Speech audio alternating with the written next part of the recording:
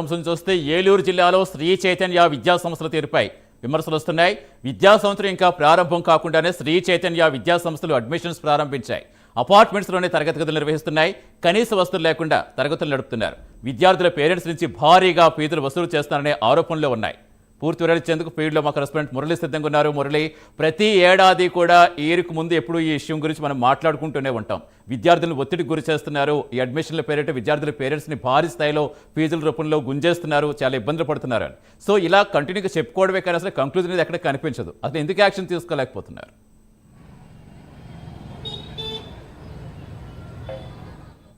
జిల్లాలో శ్రీ చైతన్య విద్యా సంస్థల ఆగడాలు రోజు రోజుకు వెచ్చిబీరుతున్నాయని చెప్పుకోవచ్చు.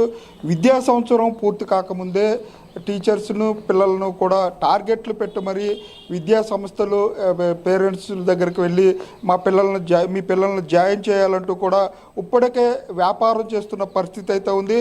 శ్రీ చైతన్య విద్యా సంస్థలకు చూసినట్లయితే అపార్ట్మెంట్లలో విద్యా తరగతులు చెప్తూ, అంటే చిన్న చిన్న తరగతి గదుల్లో 80 నుంచి 100 మందిని సెక్షన్ల వారీగా విడగొట్టి ఒకే అపార్ట్మెంట్లో పెట్టుతూ కూడా 2-3 క్యాంపస్లుకి తీసుకుని ఒక క్యాంపస్కి పర్మిషన్ ఉంటే ఒక్కొక్క క్యాంపస్కి పర్మిషన్ లేని పరిస్థితులు కూడా ఉన్నాయి.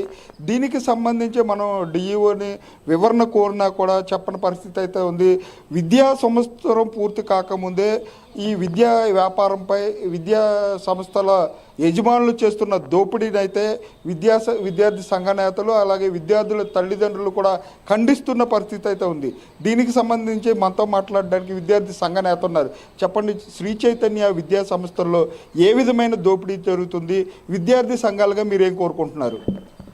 నా పేరు Shivakumar, AISF all India student federation. Eluru జిల్లాలో తదుపరి ఉన్నటువంటి పల్లెటూరులో కానివచ్చు, అదేవిధంగా ఏలూరు జిల్లా నగరంలో కూడా శ్రీ చైతన్య యాజమాన్యం వారు బేభత్సంగా విచ్చలవిడిగా తయారవుతూ ఉన్నారు. అక్కడ ఉన్నటువంటి యాజమాన్యాలతో వాళ్ళ ఉన్నటువంటి గ్రామాల్లో కానీ నగరాల్లో కానీ ఉన్నటువంటి విద్యార్థుల తల్లిదండ్రుల దగ్గరికి వెళ్ళి మీరు మా స్కూల్లో జాయిన్ చేస్తే మీకు మొత్తం కూడా బెనిఫిట్స్ ఇస్తాం, తర్వాత కూడా మీ ఫీజులు తగ్గిస్తాం అనే పద్ధతిలో జాయిన్ చేసుకుంటూ ఉన్నారు. జాయిన్ చేసుకున్న తర్వాత ఆ స్కూల్స్లో జాయిన్ అయిన పిల్లలందరినీ కూడా మధ్యలో, అంటే అడ్మిషన్స్ అన్ని స్కూల్లో పూర్తయిన తర్వాత ఆ విద్యార్థుల్ని హింస పెడతా ఉన్నారు. అన్నీ కూడా ఆఫ్ చేయాలి, ఇది పద్ధతి కాదు. విద్యార్థుల తల్లిదండ్రులు కూడా ఒక ఆలోచన పెట్టుకొని మీ పిల్లలందరం కూడా ముందస్తు అడ్మిషన్లు ఎవరు చేస్తూ ఉన్నారో చూసుకొని జాయిన్ చేసుకున్నా అని ఈ సందర్భంగా తెలియజేస్తూ ఉన్నాం. అలాగే విద్యార్థులకు సంబంధించి తరగతి గదులు, ఇరుకు గదులు, అలాగే వాష్రూమ్స్కి సంబంధించి కూడా ఏ విధంగా ఉంటుంది శ్రీ చైతన్య విద్యా సంస్థల్లో? విద్యార్థులందరూ కూడా చాలా ఇబ్బందికరంగా గురవుతూ ఉన్నారు. చాలామంది విద్యార్థులు కూడా మేము వెళ్తూ ఉంటుంటే విద్యార్థి సంఘం నాయకులుగా, అన్నయ్య మాకు వాష్రూమ్స్ పనిచేయటం లేదు, స్మెల్ వస్తూ ఉన్నాయి అన్నయ్య, యాజమాన్యం వద్దకు వెళ్తూ ఉంటే టార్గెట్లు చేసి ఇబ్బంది పెడతా ఉన్నారు, కొడుతున్నారు అన్నయ్య అనే పద్ధతిలో విద్యార్థులందరూ కూడా ఆందోళన గురవుతూ ఉన్నారు. విద్యార్థి సంఘాల నేతలకు కూడా మాకు కూడా వచ్చి కంప్లైంట్లు పెడతా ఉన్న పరిస్థితిగా కనబడతా ఉంది. అంటే ఫీజులు వసూలు చేయడం తెలుసు కానీ విద్యార్థులందరూ కూడా సౌకర్యం కల్పించే అవకాశం కూడా మీరు చేయట్లేదని ఈ సందర్భంగా యాజమాన్యాన్ని కూడా తెలియజేస్తూ ఉన్నాం. ఎందుకనంటే విద్యార్థులందరం కూడా ఒక్కొక్క గదులు, అంటే ఒక క్లాస్ రూమ్లో 30 మంది పట్టే క్లాస్ రూమ్లో కానివచ్చు, అదేవిధంగా అన్ని రూమ్లో సెక్షన్ వైజ్గా డివైడ్ చేసి ఆ అన్ని రూమ్లలో కూడా డివైడ్ చేసి పెడతా ఉన్నారు. మళ్ళీ ఆ క్యాంపస్కి ఒక స్కూల్కి గవర్నమెంట్ గుర్తింపు పర్మిషన్ ఉంటే అదే పక్కన పుట్టగొడుగుల్లాగా ఇంకో స్కూల్ పెట్టేసి ఈ గుర్తింపుని తీసుకెళ్ళి అక్కడ కూడా గవర్నమెంట్ పర్మిషన్ ఉంది, మాకు డిఈఓ మేడం గారు పర్మిషన్ ఇచ్చారని మనకు విద్యార్థులకు కూడా అదేవిధంగా తల్లిదండ్రులు కూడా తెలియజేస్తూ ఉన్నారు. ఎందుకనంటే వాళ్ళకి కావాల్సిన వసూలు చేస్తాం. ఎందుకనంటే విద్యార్థులు భవిష్యత్తు చూపించే పద్ధతులు ఈ శ్రీ చైతన్య యాజమాన్యం లేరు.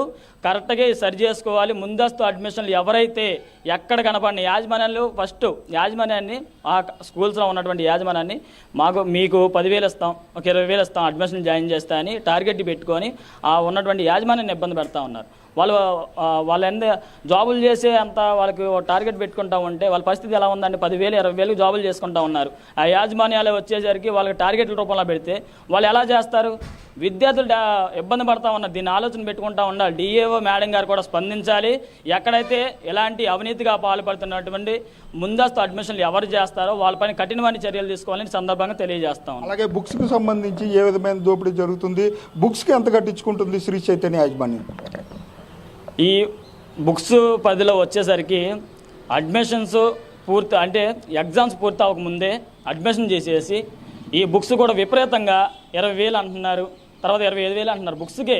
మినిమం బుక్స్ ఎక్కడ కడతా ఉంటారు? ₹1,00,000 తీసుకుంటున్నారు, మళ్ళీ పైగా బుక్స్, మళ్ళీ స్కూల్ వ్యాన్ ఫీజులు తీసుకుంటా ఉన్నారు. అసలు ఎలా తయారవుతున్నారో మీకే అర్థం అవుతున్నారని ఈ సందర్భంగా తెలియజేస్తూ ఉన్నాం.